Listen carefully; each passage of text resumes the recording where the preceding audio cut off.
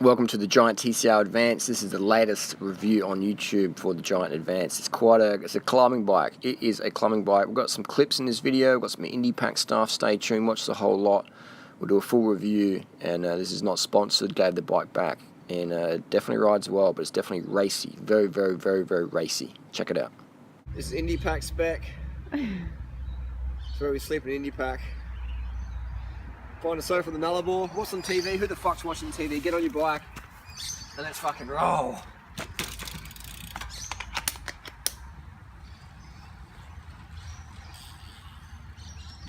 Yeah, action. So with the Giant TCR, how does it go? There's definitely a bike that inspires you to do EPO. I think Giant's going to face a class action lawsuit for people getting on the gear. People doing blood bags. There'll be 50-year-olds getting blood bags with their fucking greyhound blood. Figs will be selling the blood. So people can ride these bikes. Anyway, it's a great bike. I mean, Giant do make the best carbon bikes, in my opinion. No, not in my opinion, my experience of riding so many carbon bikes in the last 20 years. First carbon bike I rode was a Giant CFR back in '98. And they just make the best quality carbon. And the test ride then decide this Overdrive 2 steerer works so good. It's just unbelievable. But not sponsored by Giant. It's a demo bike. You're back to Giant Adelaide tomorrow. Would I buy one? It's probably a little bit harsh for my riding style. It's very, very racy. This is a Strava killer. I've already got a Strava killer bike in the TCR.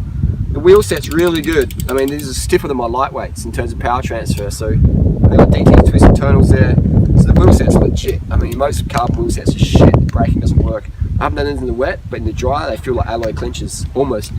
Probably about 90% as good as alloy clinches. And the tubeless tyres, they feel pretty hardcore, like harsh, but it's a bike where you feel every little bit of a bump. So there you go. That's the TCR. A bit of a slow, slow to do this review, but it's definitely a nice bike. I'll get the disc brake bike and we'll give it a run as well. The TCR Advanced disc, which is a little bit heavier than this one. You got any questions? Let us know below. Thanks. Good girl, Pixie. Sit down, little things. Thanks. Good girl.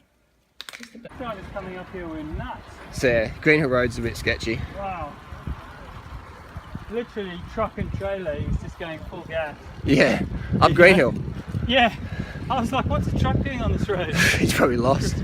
Crazy, man. He's probably on the freeway and he fucking got angry he wasn't. So Rhino Beetle's just come for Adelaide. He sorted out his little knee. He saw a beetle expert and got it sorted. Very, very good beetle expert. So we're out with today. We're doing a little bit of a hills loop. We're out with Tori. She's on the Amonda ALR. Got a new little Lizine, and super advanced GPS, 24-hour battery time. Great Garmin alternative. So we're going to have a bit of a wall here. Tori's in a 34, 32. I'm in the. This bike didn't come with easy enough gearing. It's a climbing bike. If I bought this Giant, I'd put climbing gears in it straight away. It definitely deserves it. It's super light. It's super stiff. It's ready for EPO. It's just ready to launch. I mean, it's a bike that's going to inspire you to take EPO. It is definitely race pedigree. It's not definitely. Didn't really find it that comfortable. It's a bike you want to race on. If you want to do A-grade crits or NRS or this is a professional level bike. There's no doubt about it. You can put 25mm tyres on there, run a lower PSI if you want a bit more comfort. But for me, it's definitely more of a race. It's just ready to launch. It's not a sort of bike I'd really want to ride indie pack on. It's a bike that will wake you up. If you're tired, it'll wake you up because you'll feel the road really well. It's an incredibly well descending bike. It descends so well. I just found it very, very rigid, and probably the wheel set and the tyres help with that. But a good bike. TCR goes good. This is a good addition. It's definitely a bike that inspires you to fucking take EPO. It's twitchy in a good way, descends really well. Even the lightweight wheels is pretty good. And TCR fans.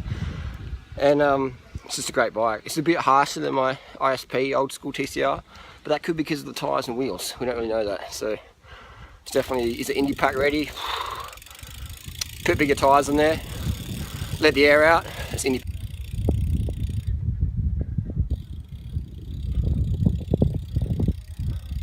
Yeah, when I finished my car and went over to Treadley and saw them.